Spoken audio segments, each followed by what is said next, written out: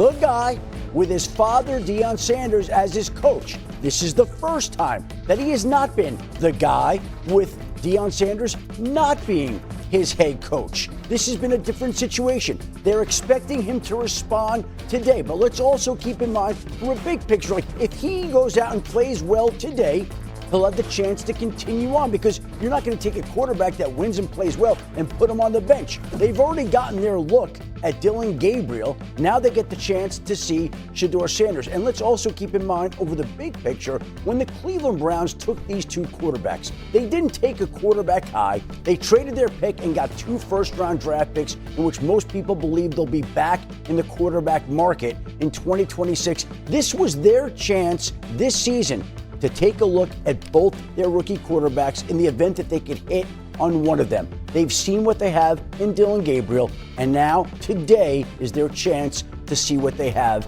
in Shedeur Sanders, who I will remind you threw 134 touchdowns in 4 years of college. So, Rex, Shedeur Sanders getting the start. Give me 2 words to sum up your reaction. About time. And about time, because you got the lefty quarterback in there, who, by the way, this is a size-speed league, the NFL is. He's short and left-handed. I don't like that combination. He reminds me of the coach from the Saints, and he couldn't play either. Like, he's a backup quarterback. Come on, you drafted the damn backup quarterback. At least Shedeur has starter, abilities. He can throw the football. He can spin it. All right? So, and he's tough as hell.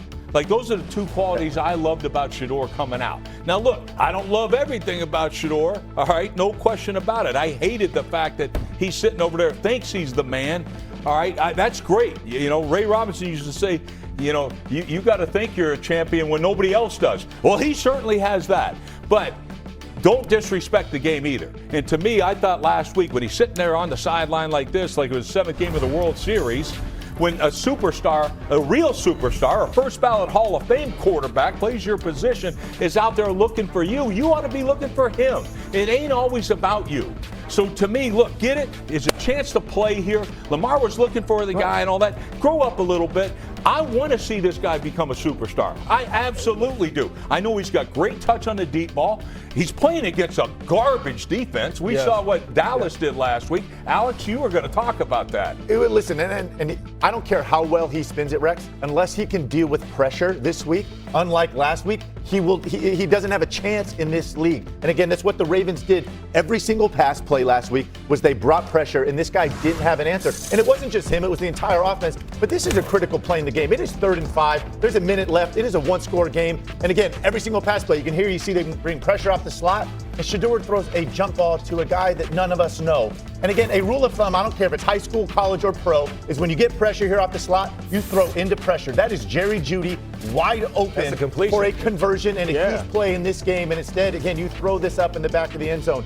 And guess what? I know the Raiders defense is terrible. They saw this tape. They're going to come after him today and challenge him. He holds on to the ball too long. His offensive line is terrible, right? And again, you better have answers, whether it's protection adjustments and getting yourself all cleaned up or throwing hot. You better have answers. You've had a week of preparation to do this. And I agree, it is a huge opportunity, but we need to see progress today, I guess, against a porous defense. Yeah, and let's take everything we see today from Shedeur Sanders with a grain of salt, because this is the first day in the development of hopefully a long career for this young man. I hope he plays well, but this has been botched by the Cleveland Browns from the get-go. I mean, you draft these 2 quarterbacks. Your starter is Joe Flacco. You get rid of him, and so now you've got 2 rookies that are 1 and 2 on the depth chart. I've always been taught by the quarterbacks that I've talked to how important the room is.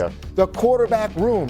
What kind of mentor does Shedeur Sanders have right now? Dillon Gabriel? I'm sure he feels like, I'm better than this kid. We're both rookies. I'm better than this kid. Bailey Zappe's there. He's got 9 career starts. Where's the guy that's going to tell Shedeur, hey, man, don't sit on the bench like that. This is how we're supposed to do it. Or someone that shows him. The room is botched. The quarterback room is botched, and that's what has to be fixed. Alex, number 1 overall pick.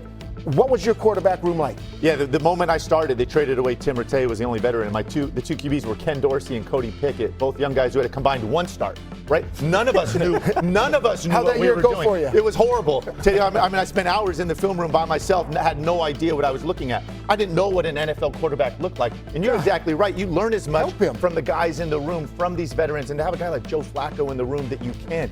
Hey, when the quarterback coach leaves the door and leaves the office, they can say, hey, don't listen to that.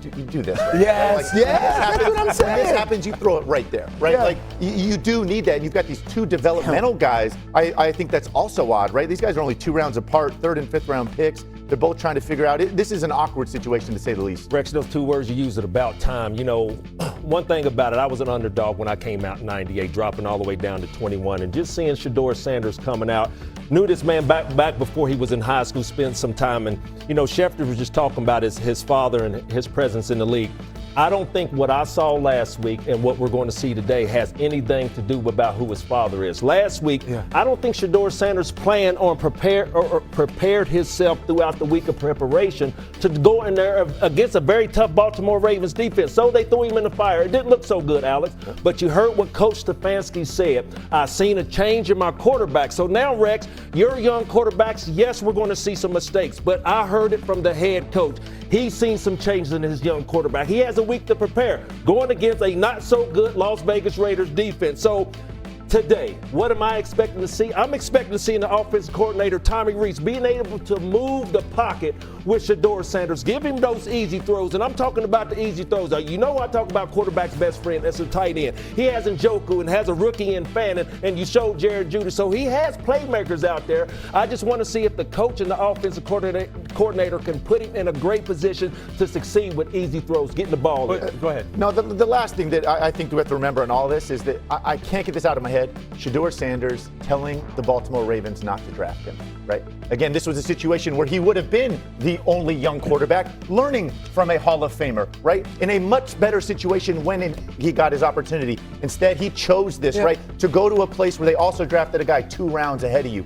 Again, you've been playing second fiddle to this guy all year. You finally get your chance. And again, this offensive line is bad. I know they're playing the Raiders, but they still got this guy named Max Crosby. This is the game you want to start versus the Raiders. Here we go. You kind of made this bed too if you were Shedeur and the people telling him to make these decisions. Yeah, no, I get that. I just never understood why Cleveland would trade up if you weren't even giving him a chance in training camp. But that's another story. The biggest thing I look for today, and this to me will tell you if Shedeur is going to play well or not, if he's able to stay in the pocket and throw the football. Because the man is accurate when he throws it. My biggest problem is he plays young. And what I mean by that is he'll scramble out of the back of the pocket. That's a disaster. We love that. Yeah, we love that. Why? Yeah. Okay. Why is he scrambling out? Why is he scrambling out of the back of the pocket? The back of the pocket, number one, is this. He thinks he's athletic enough to get away from the rush. He's not. All right. This is not Lamar Jackson. This is not Josh Allen. All right. So to me, he can't do it. That's what we want you to do. That means sacks. Watch what happens. They'll get 8 sacks in this game. No, it's the Raiders. They'll get 5 sacks in this game if he wants to spin it out of the back pocket. Sit in there. Great quarterbacks learn to step up. Look, Baker Mayfield, when he came in the league, he started his game from the back of the pocket. Another Cleveland he now steps up in the pocket. That's what this young man has to do, in my opinion. I think he's accurate enough to be decent, but he's got to play the NFL game. Let's go, Shedeur. He finally gets his chance after being the 44th pick in the draft. He finally gets his opportunity today. Meanwhile, Drake May, he's been spectacular. There's an NFL quarterback. He steps up in the pocket. Yes, he does.